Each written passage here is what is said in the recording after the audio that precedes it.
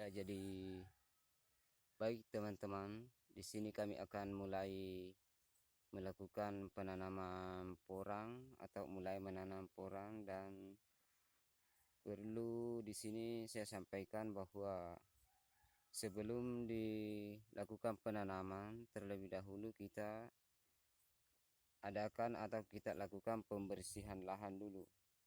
Jadi setelah lahannya semua sudah bersih, kita membentuk sebuah bedengan-bedengan atau sebuah guludang yang pada akhirnya kita berikan atau kita buat pelubangan. Kita membuat lubang untuk sebagai media tanam, dan sebelum bibit ditanam maka terlebih dahulu kita memberikan dulu arang sekam seperti yang ada di sini. Nampak kita lihat bersama bahwa di sini ada arang sekam. Jadi arang sekam ini gunanya untuk menambah kesuburan tanah atau juga berfungsi sebagai penyedia karbon dalam tanah, dan juga berguna untuk sebagai membantu ketersediaan air di dalam tanah, terutama pada musim kemarau. Jadi dia bisa menyerap embun di musim kemarau atau air yang ada dalam tanah sebagian bisa tersimpan di dalam arang sekam tersebut. Jadi setelah pemberian arang sekam, tanahnya boleh kita aduk dulu. Bisa kita aduk dengan arang sekamnya, dan juga bisa tanpa diaduk juga bisa. Jadi setelah diaduk kita akan bikin kembali, siapkan kembali tempat penanaman. Jadi setelah itu kita mulai mengambil bibitnya untuk ditanam.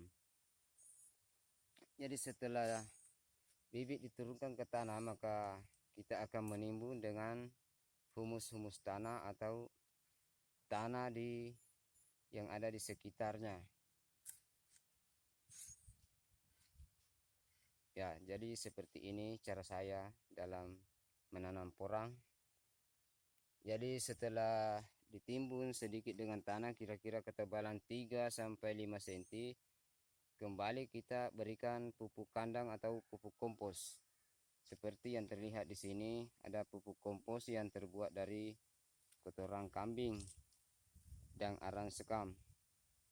Jadi setelah ditaburi dengan sedikit pupuk kompos, jadi tidak usah terlalu banyak dulu karena ini baru pemupukan awal.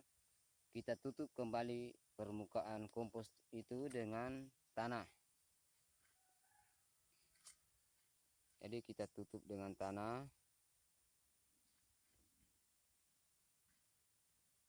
Jadi di sini kami punya bibit sudah tumbuh duluan sebelum ditanam, memang sudah bertunas.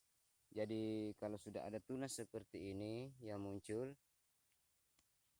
tunasnya, tidak usah kita timbun terlalu dalam atau jangan sampai kena ujung tunasnya atau pucuknya di atas.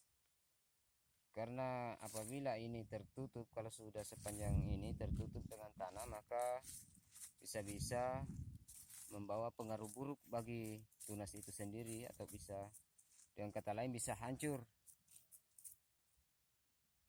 Jadi teman-teman yang pernah menanyakan bagaimana sebenarnya menanam porang itu, saya kira kalau saya punya cara seperti inilah cara saya menanam porang. Dan bukan berarti bahwa cara yang saya lakukan ini adalah cara yang terbaik. Namun Andalah yang terbaik semua. Bukan saya yang terbaik, tapi cara Anda atau cara kita masing-masing itu berbeda-beda. Jadi kami tidak berani memastikan bahwa cara yang saya lakukan ini adalah cara yang terbaik. Jadi di sini saya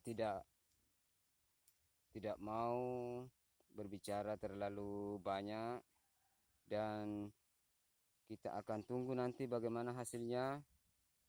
setelah beberapa hari atau beberapa bulan kemudian kita akan lihat kembali,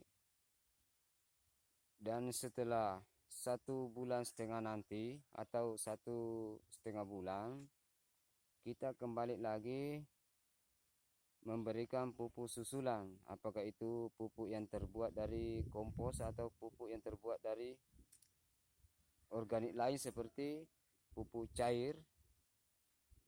Boleh kita ambil dari urin hewan ternak, bisa kita bikin sendiri atau kita beli dari produk-produk pabrikan yang ada di pasar-pasar yang terdekat atau di toko-toko pertanian yang terdekat.